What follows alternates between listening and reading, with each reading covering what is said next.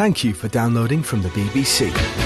For details of our complete range of podcasts and our terms of use, go to bbcworldservice.com/podcasts. Now, in the second of his two programmes on useful idiots, John Sweeney turns his attention to modern times, and he starts in China. In April '69, Communist Party delegates assemble for their 9th Congress, Mao's victorious conclusion to the Cultural Revolution. By now he's ousted his opponents, and the shouts of "Long live" are louder than ever.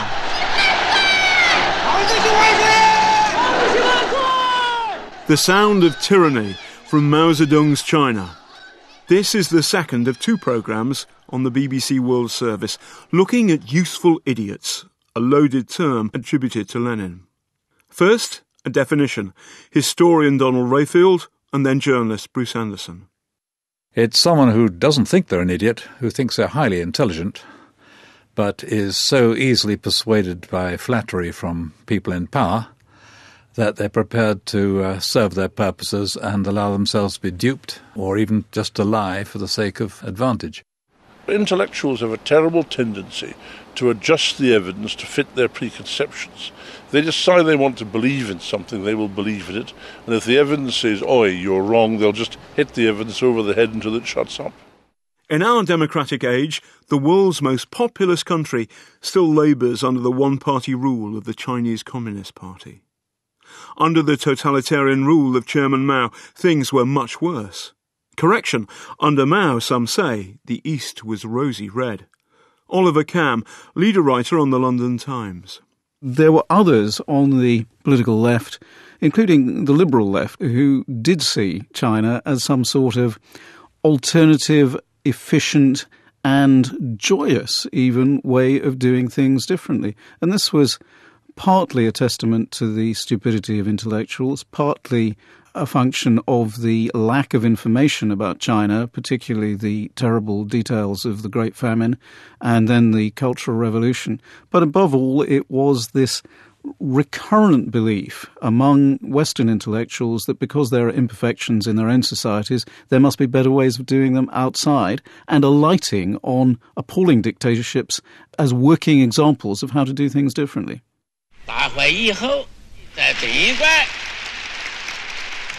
From 1959 to 1961, millions died of famine under Mao's murderous misrule. The evidence, says China expert Jonathan Mirsky, was hard to miss. If you were just in Hong Kong, you could see in 1960 and 61 huge queues of people outside the post offices in Hong Kong sending food packages up to China where they knew people were starving to death. And the dead bodies of people who had starved to death were floating down the river and arriving in Hong Kong harbor. So this was not a secret. It was only a secret if you didn't want to know. In the early 70s, Mirsky, as a young academic, went to China on an approved trip. They saw a brilliantly constructed fiction. This is 1972. Every single school in China was closed because of the Cultural Revolution. We were taken to schools where there were classes, where there were teachers. It looked normal. People were very friendly. "Oh, you're Americans. How nice of you to come here." But the schools, that was all show. These were Potemkin schools. In Russia, when they wanted the Tsar to think that things were going well, one of his ministers, a man called Potemkin, arranged for certain villages to look good in a certain way. And the word Potemkin has now entered the language as a showplace for people whom the authorities wished to fool. It was very, very easy to do. Why would a dozen people with PhDs believe it when somebody says, "There's no crime here"? And we all wrote it down in our little notebooks. No crime in China. Afterwards, when I met one of our minders a few years later, when I went back to China, he said, "We wanted to put rings in your noses and you helped us put them there." Finally, Jonathan Mirsky began to glimpse the truth, as he came to see it, about Mao. He had an enormous impact on China, but he was also a monster, and he made Chinese suffer for years. Let me quote one of Mao's secretaries, a man called Li Rui, about 10 years ago, who was brave enough in his 80s to say Mao liked killing. How many people did he kill?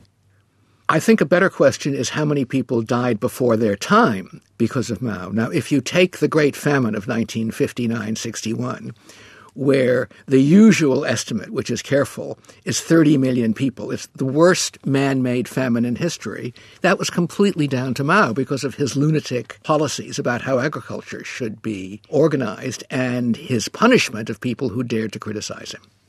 So let's say that 30 million people died before their time in the famine. And let's say that a few million people died during the Cultural Revolution, killed by Red Guards and others. I mean, it's easy to get to 40 million people. Easy. That didn't seem to worry the British Prime Minister in the early 70s, Edward Heath, who later became a regular visitor to China. Journalist Bruce Anderson. I'm afraid Edward Heath had a monstrous bladder of vanity. He liked going to China because in China he was treated not barely as a head of government, he was virtually treated as a head of state. He was treated with flattery, with unctuousness, as if he was still in power, as if he was a great man. And I'm afraid he doesn't come out well from that episode. All his critical faculties were overwhelmed. As long as they patted his tummy, he was prepared to roll over like a pet panda. Tony Benn, veteran socialist and former British politician, lived through the Cold War believing that what mattered in Washington, D.C. was not what kind of monster a ruler was, so long as he was ours. So what did Benn make of Mao?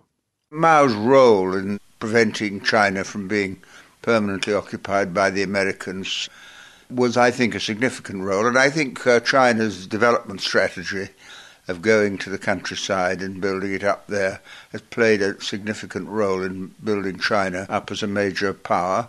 So I think he would have to rank as a great figure in Chinese history. Mao was a mass murderer. Surely in the balance, if he's a great man, he's also a great monster too. I've no doubt that there were aspects of Mao's life and record which I would deeply deplore. But at the same time, you just have to look back on history.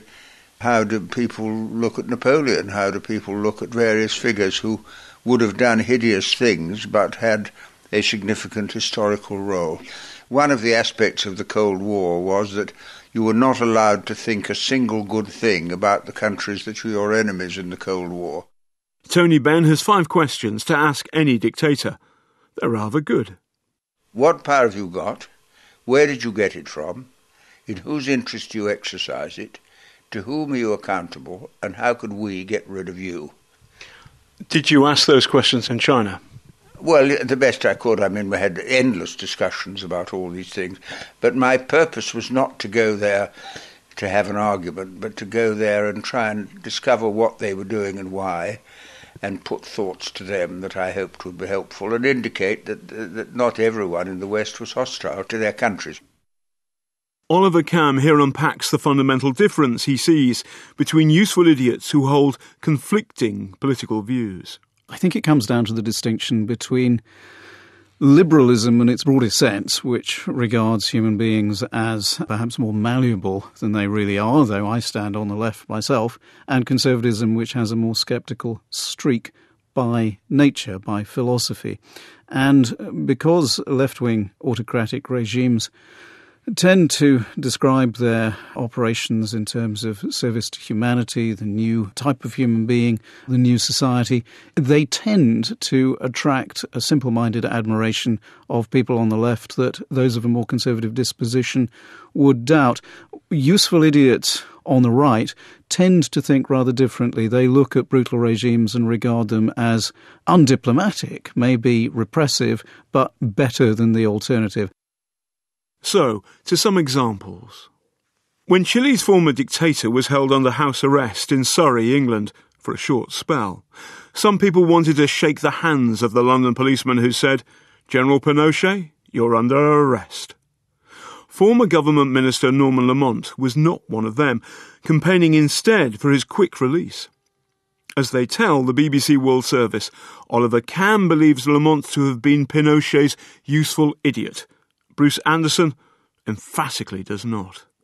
People such as Lord Lamont, the former Chancellor, who regard the Pinochet regime as, again, more sinned against than sinning, and whatever the brutal measures meted out to Chilean dissidents was nonetheless a bastion of Western values in South America. That's a conceptual error and a moral one. Chile was actually one of the most appalling instances of sins of commission as well as omission by US foreign policy in that decade. Pinochet's coup was necessary to prevent Chile from going communist. Even his critics only allege he killed, I think, under 4,000 people. If you have a big country and a threat of a communist takeover, that's quite a low casualty rate. 4,000 people, that's an acceptable price. 4,000 deaths. Look, there will have been a lot of innocent victims, because you can't launch a coup on liberal and humane grounds. Once you decide to have a coup, first of all, you've got to win power quickly, you've got to suppress opposition quickly, you've got to deal with potential enemies quickly. It's a very unpleasant business.